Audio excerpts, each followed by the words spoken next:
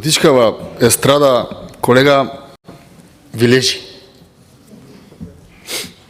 И со оглед на тоа дека тешко можете да продолжите после следните избори во овие или слични клупи каде што треба јавна поддршка да се добие, која што никогаш нема да добиете, мислам дека ви лежи естрадата.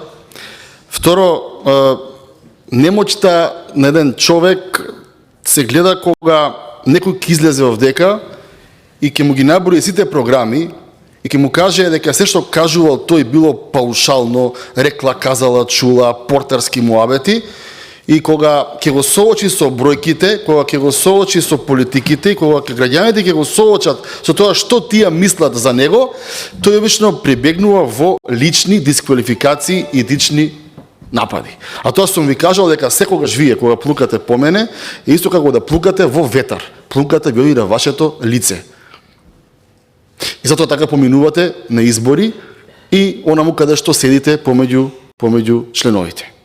Затоа програмите D5, D6, D9, кои што гледам дека не ги знаете. Благодарам, времето што гледам дека не ги знаете. Колега Пренџов, се од животно значење за оние кои што ги користат и кои што потоа ви кажуваат што мислат за вас на секои избори, дали се парламентарни, локални или председателски, независно.